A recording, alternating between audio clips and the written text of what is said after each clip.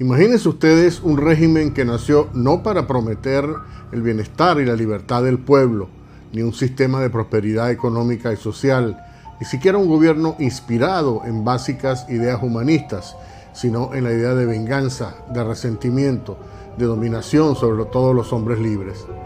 Piensen en un régimen cuyas primeras acciones internacionales no tuvieron nada que ver con la solidaridad, sino con el secuestro y la extorsión.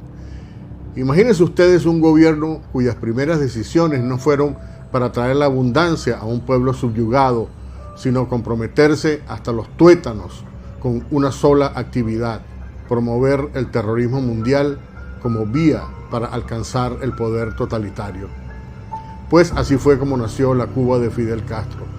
Este documental, que realicé junto con el Centro para una Cuba Libre con sede en Washington, hace un detallado repaso por la increíble historia a favor del terrorismo que ha desarrollado la dictadura de La Habana, desde las decenas de secuestros aéreos que comenzaron en 1958, un año antes de la llegada de la revolución, cuando Venezuela comenzaba a disfrutar la gran democracia que una vez tuvo, hasta los entrenamientos de terroristas palestinos en campamentos cubanos, cuando los Beatles estaban apenas comenzando su carrera artística.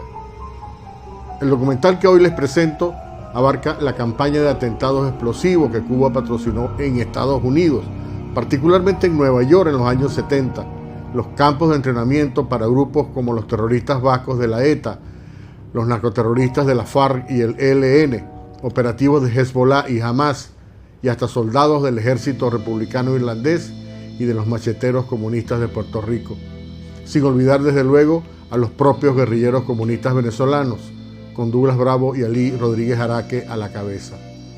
Fidel Castro tenía una relación tan íntima con el terrorismo internacional que no solo entrenó desde muy joven, sino que luego convirtió en su sicario personal al terrorista venezolano Ilich Ramírez Sánchez, mejor conocido como Carlos el Chacal, que era un protegido de Cuba desde la década de los 70 y a quien Fidel financió usando dinero del narcotráfico, así mismo como lo oye. La historia del apoyo de La Habana al terrorismo mundial se amplificó luego de 1999, cuando llegó la nefasta figura de Hugo Chávez al poder. Venezuela proveyó una formidable infraestructura institucional, política y financiera para impulsar grupos y estados terroristas con la influencia decisiva del régimen cubano. Espero que vean y me ayuden a divulgar este trabajo que rescata y preserva para la historia las atrocidades de las que son capaces los regímenes socialistas y comunistas como Venezuela y Cuba.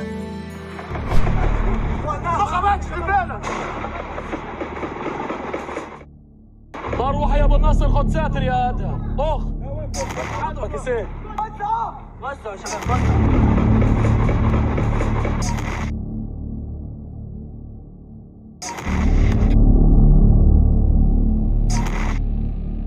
Decimos y proclamamos que con combatientes cubanos podrá contar el movimiento revolucionario en cualquier rincón de la tierra.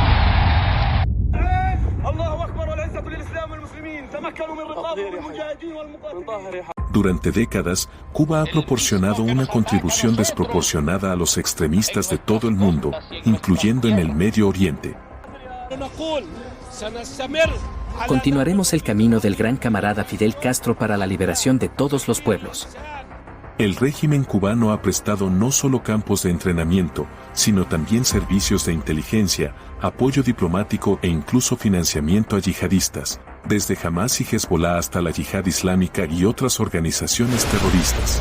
Según un creciente conjunto de pruebas y testimonios incluidos en este documental, Cuba sigue prestando un importante apoyo a redes terroristas internacionales que violan los derechos humanos, amenazan la estabilidad mundial y la seguridad nacional de Estados Unidos. Los expertos dicen que hay una razón para ello: el terrorismo es una característica esencial del castrismo. El terrorismo ha sido parte integral de la política exterior cubana, en apoyo de los objetivos de otros países. Los Castro colocaron numerosas bombas, mataron a civiles cubanos inocentes y secuestraron decenas de aviones como parte de la estrategia para llegar al poder en 1959. Raúl Castro se encargó de secuestrar aviones como forma de conseguir dinero a cambio de rescates y para generar impacto internacional. Y tuvo mucho éxito. De hecho, entre 1961 y 1973, 159 aviones fueron secuestrados en Estados Unidos, de los cuales 85 fueron desviados a Cuba, según este informe de los expertos en seguridad aérea Nicoletta Mazzoni y Massimo Cattusi. Raúl Castro es considerado por algunos como el padre del delito moderno de secuestro aéreo, escribieron los expertos en una investigación muy detallada. Uno de los secuestros más mortíferos se produjo el 1 de noviembre de 1958. El avión Decker's Discount, de Cubana de Aviación, salió del Aeropuerto Internacional de Miami en un vuelo rutinario a Varadero, con 16 pasajeros y una tripulación de 4 personas. Se suponía que iba a hacer un viaje de 50 minutos, pero inesperadamente, el avión cambió de dirección y se desvió 450 millas al sur de su destino original. De repente, el avión se dirigió a un pequeño aeropuerto de la localidad de Preston, situada en una zona que ya estaba bajo control de la guerrilla castrista. El Viscount no llegó a su destino, y más tarde se descubrió que se había estrellado en Bahía de Nipe, después de quedarse sin combustible. 17 personas murieron en el acto. El accidente fue clasificado como un intento fallido de secuestro.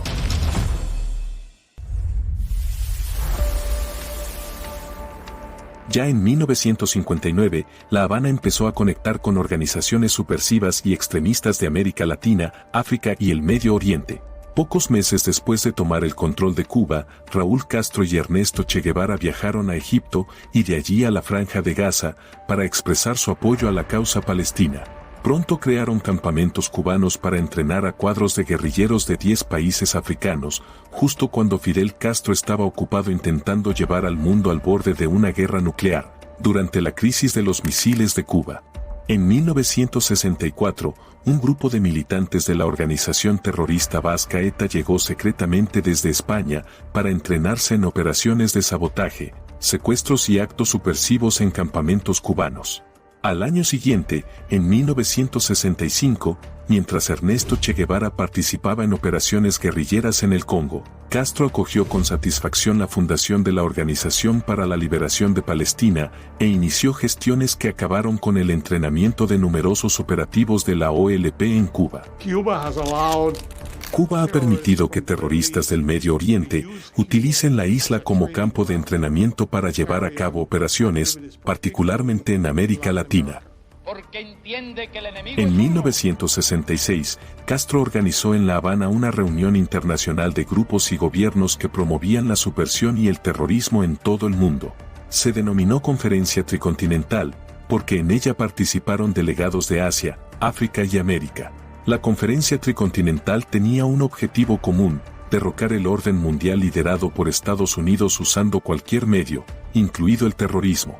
Durante su discurso en la conferencia, Fidel Castro declaró abiertamente que los combatientes cubanos serían enviados a hacer la revolución por todo el mundo. Decimos y proclamamos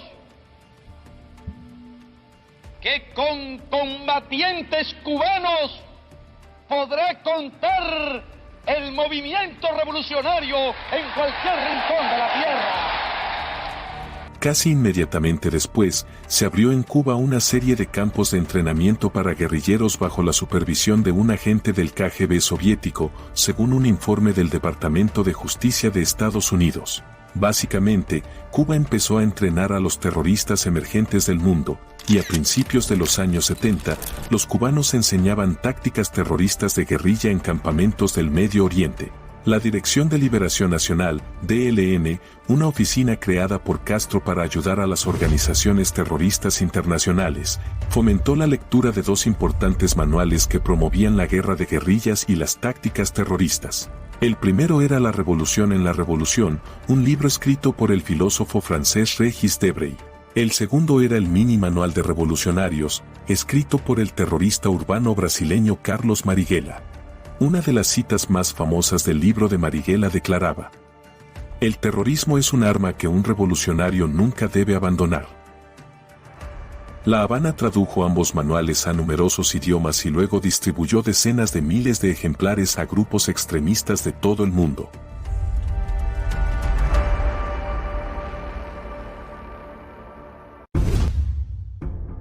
La participación de La Habana en operaciones subversivas y terroristas se intensificaría en la década de 1970 hasta alcanzar nuevas cotas, llegando a implicarse directamente en conflictos internacionales estrechamente relacionados con el Medio Oriente.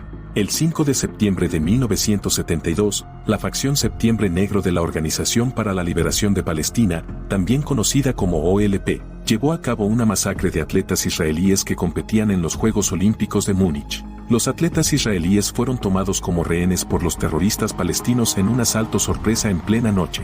Los asaltantes de Septiembre Negro exigieron la liberación de 236 terroristas detenidos en Israel y Alemania. Las negociaciones fracasaron y los palestinos terminaron asesinando a todos los atletas israelíes. Como se conoció años después, agentes de la Dirección de Inteligencia de Cuba habían estado entrenando a terroristas palestinos durante años, desde finales de los 60. De hecho, según un informe de la CIA, entre los años 70 y 80 Cuba entrenó hasta 300 palestinos en tácticas terroristas en campos secretos dentro de la isla.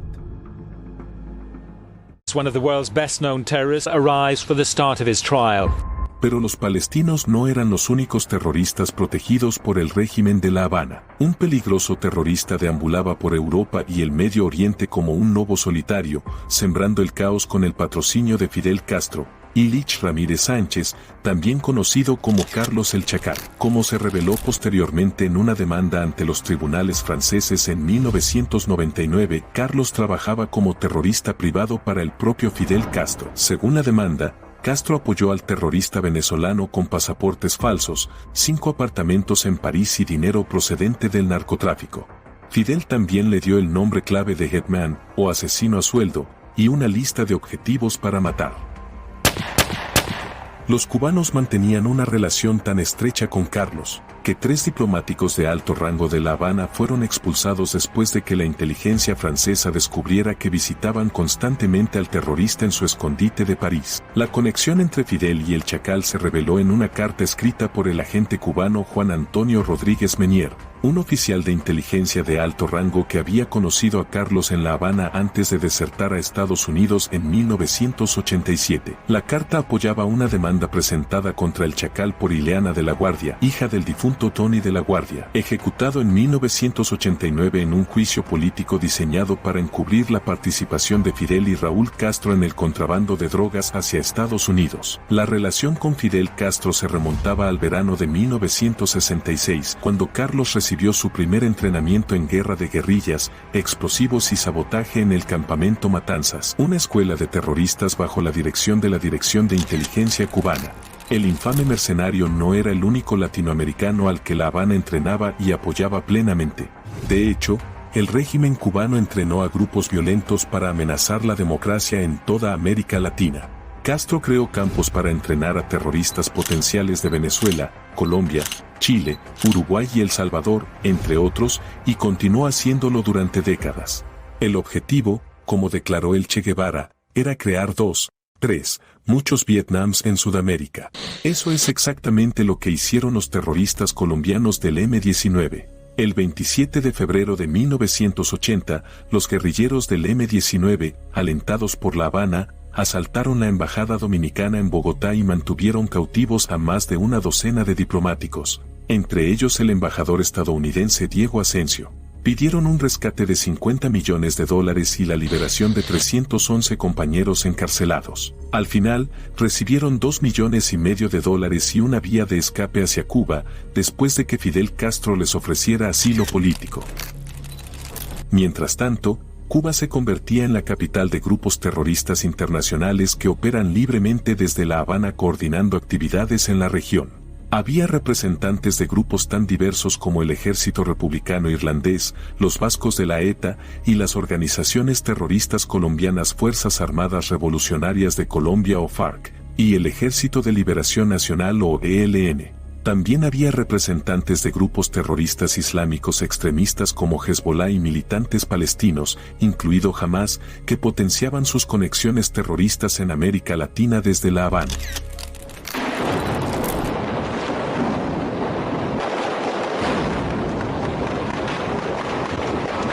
Otros grupos terroristas apoyados por Cuba estaban ocupados planeando atentados contra objetivos estadounidenses en el hemisferio. En Perú, una de las organizaciones patrocinadas por Castro, el Movimiento Revolucionario Túpac Amaru, llevó a cabo media docena de ataques contra objetivos y puestos diplomáticos estadounidenses entre 1984 y 1985. Los terroristas peruanos atacaron la embajada de Estados Unidos en Lima y más tarde la residencia del embajador estadounidense. También llevaron a cabo atentados con bomba contra las oficinas de Texaco y Citibank y la destrucción de 2 restaurantes Kentucky Fried Chicken en Lima. Estados Unidos era, de hecho, el objetivo más importante de las maquinaciones antiamericanas del régimen castrista. Cuba es un país capaz de llevar el mundo a la debacle por tal de sobrevivir a ellos y por tal de destruir a los Estados Unidos. Y muchos no quieren comprender eso. El Partido de las Panteras Negras, una de las primeras organizaciones extremistas de Estados Unidos, considerada por el FBI como la mayor amenaza para América en los años 60 y 70, envió operativos a campos de entrenamiento terrorista en Cuba. Varios de los militantes de los Panteras Negras acusados de cometer delitos graves acabaron refugiándose en Cuba, protegidos por el régimen castrista. Una de ellas fue Joan Deborah Chesimard, alias Azara Shakur. Chesimard fue condenada por el asesinato del policía Warner Foster y por herir a otro policía en un violento tiroteo en la autopista de New Jersey, en Brunswick. Allí fue herida Chesimard y resultó muerto uno de los 2 hombres que iban con ella en el automóvil. En 1977, fue condenada a cadena perpetua por matar a un policía estatal de Nueva Jersey. En 1979, escapó de la cárcel y tras años viviendo escondida, consiguió huir a Cuba, donde vive en la actualidad. En 2013, Chesimard entró en la lista de terroristas más buscados del FBI, siendo la primera mujer en conseguirlo. Los Macheteros. En 1983, otro grupo terrorista entrenado en Cuba y basado en Puerto Rico, conocido como los Macheteros, secuestró un camión de Wells Fargo en Connecticut y robó más de $7 millones. Corría el año 1983 cuando un camión de Wells Fargo en West Hartford fue víctima de un atraco a mano armada con $7 millones. El grupo asaltante era una organización conocida como los Macheteros. Los Macheteros eran una rama de las Fuerzas Armadas de Liberación Nacional, una organización terrorista independentista puertorriqueña implicada en una serie de atentados mortales en Estados Unidos. Uno de ellos fue el infame atentado de Francis Tavern, un restaurante en el Bajo Manhattan, en 1975, en el que murieron 4 personas inocentes, entre ellas Frank Connor, un banquero que estaba reunido con unos clientes en el restaurante al momento del atentado. Un grupo de clientes y otras personas de Morgan fueron al restaurante, y mientras estaban esperando la cuenta, sobre la 1:30 de la tarde, entró un hombre con una especie de mochila.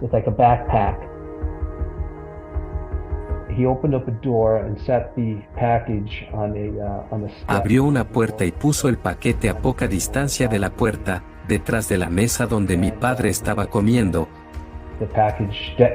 Y a los pocos minutos, el paquete detonó. Destrozó la taberna Frances. Se cree que William Morales, un operativo de las FAN que dirigió la operación terrorista, sigue escondido en Cuba. Fueron entrenados por Cuba, fueron financiados por Cuba, y ahora sabemos que varios de ellos, o al menos William Morales, permanece en Cuba como huésped del régimen actual, y anterior huésped de los Castro. La dictadura cubana no solo estaba involucrada en ataques indirectos contra los Estados Unidos. El 24 de febrero de 1996, MiGs de la Fuerza Aérea Cubana derribaron, en el espacio aéreo internacional, 2 pequeños aviones civiles desarmados pertenecientes a Hermanos al Rescate, un grupo con sede en Miami dedicado a la búsqueda y rescate de refugiados en el estrecho de la Florida. Los 4 ocupantes de las avionetas murieron al instante, entre ellos 3 ciudadanos estadounidenses y un residente de Estados Unidos. El clamor internacional no impidió que Cuba siguiera desarrollando ataques contra Estados Unidos.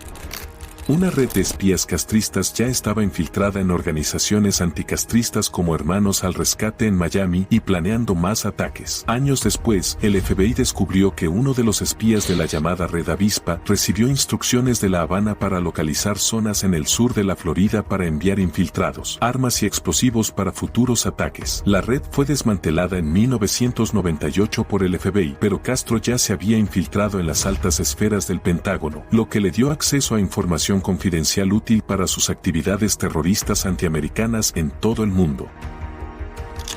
En 2001 las autoridades detuvieron a Ana Belén Montes, analista de alto nivel de la Agencia de Inteligencia de Defensa que llevaba años espiando para La Habana.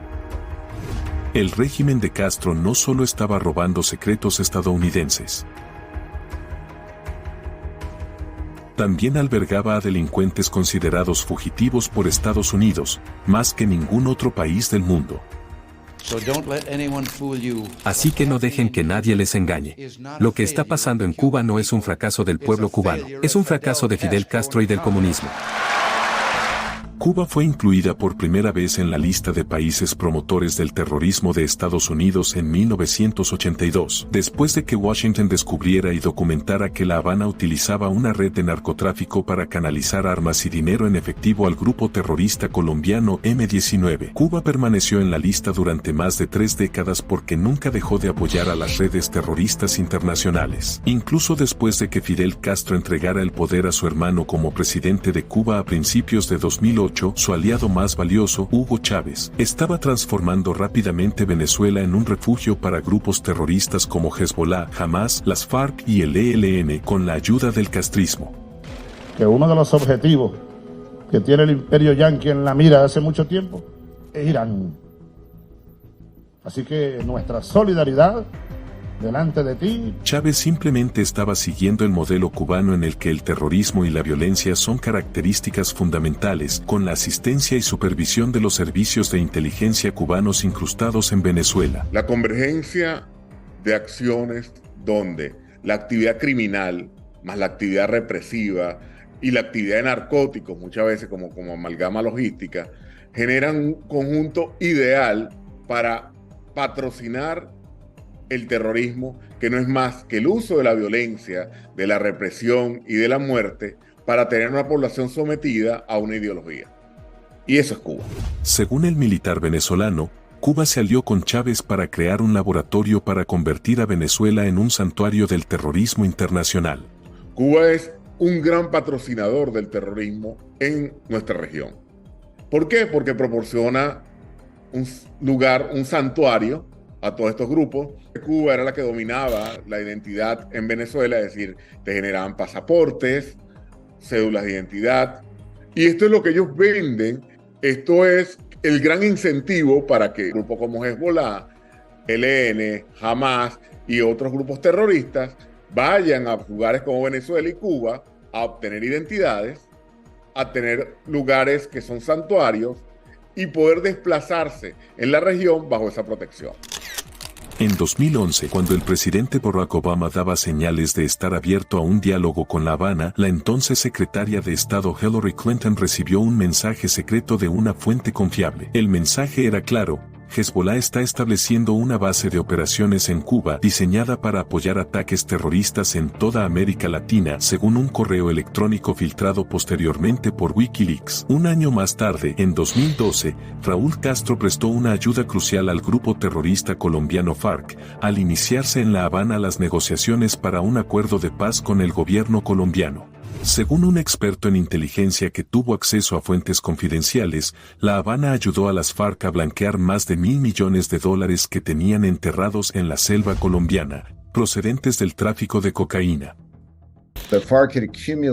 Las FARC habían acumulado una enorme cantidad de dinero que ellos simplemente habían escondido en la selva porque no tenían manera de moverlo. Así que el dinero era llevado a La Habana en aviones que luego volaban a El Salvador, donde José Luis Merino era parte del gobierno del FMLN en ese momento, y ellos podían controlar la llegada de los vuelos para que no fueran inspeccionados. Entonces, cientos de millones, probablemente miles de millones de dólares fueron sacados mediante estos vuelos con el tiempo. tiempo, introducidos al sistema bancario de El Salvador o simplemente almacenados en ese país y luego movidos a Panamá y de allí a estructuras offshore. La operación fue aprobada también por el entonces presidente colombiano Juan Manuel Santos y era conocida por los militares colombianos y la inteligencia militar estadounidense. Se cree que Cuba cobraba entre el 20 y el 30% del monto total como comisión por brindar seguridad y asistencia a la operación de contrabando de dinero sucio. A pesar de las nuevas pruebas, el gobierno de Obama sacó a Cuba de la lista de países patrocinadores del terrorismo en 2015 en medio de intentos de recomponer las relaciones con la isla que acabaron en el fracaso.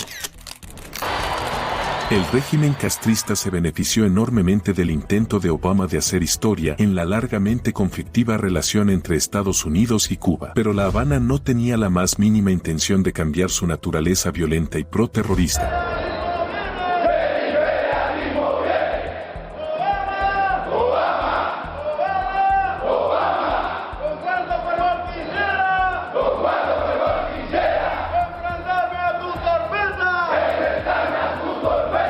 Dos años después de la visita de Obama a La Habana en enero de 2017, jóvenes soldados cubanos en un desfile militar presidido por Raúl Castro se burlaron abiertamente del presidente estadounidense.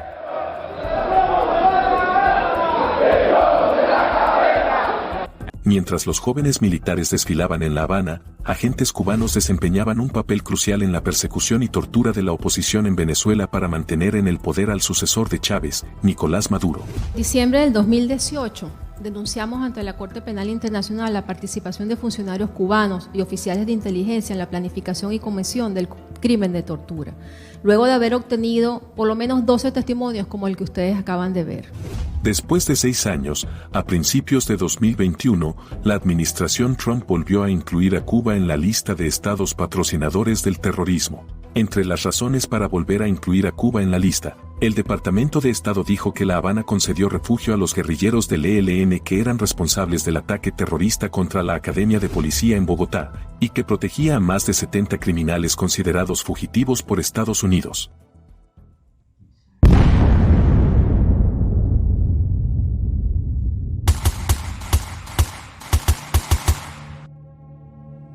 El ataque de Hamás a Israel del 7 de octubre de 2023 trajo un nuevo escrutinio de los lazos de La Habana con Irán, Hamás y Hezbolá. Mientras los iraníes estaban ocupados ayudando a los terroristas palestinos, representantes de Hamás se reunieron con el embajador cubano en Líbano, el 25 de febrero de 2023. El embajador cubano Jorge León Cruz expresó el apoyo de Cuba al legítimo derecho de los palestinos a defender su tierra en una reunión con Ahmed Abd al-Hadi, representante de Hamás en Líbano. Además de la reunión con Hamás, hubo otros 2 encuentros de alto nivel entre Teherán y La Habana en 2023. El 5 de febrero, el ministro de Asuntos Exteriores iraní, Hossein Amir-Abdollahian, se sentó en La Habana con el presidente cubano Miguel Díaz-Canel para tratar asuntos de interés mutuo y temas internacionales, y criticar a Estados Unidos. 4 meses después, el presidente iraní Ebrahim Raisi visitó Cuba como parte de una gira que incluía reuniones con los líderes autoritarios de Venezuela y Nicaragua. Cuba e Irán firmaron el lunes 7 acuerdos de cooperación. La tercera reunión de alto nivel tuvo lugar el 5 de diciembre, cuando Díaz-Canel llegó a Teherán, en la primera visita de un presidente cubano a Irán en 22 años para firmar una nueva alianza estratégica con el Estado Islámico. Un rechazo y una condena enérgica al genocidio que se comete contra el pueblo palestino, al asesinato de miles de personas, entre ellos niños y mujeres, a la exigencia por un cese del fuego inmediato. Tras los atentados, Cuba apoyó la narrativa impulsada por Hamás, criticando abiertamente a Israel por su respuesta. Los recientes ataques sin precedentes contra Israel por parte de Hamás, organización terrorista designada por Estados Unidos a la que La Habana considera aliada, han mostrado las consecuencias de la promoción del terrorismo en todo el mundo que Cuba lleva a cabo desde hace décadas.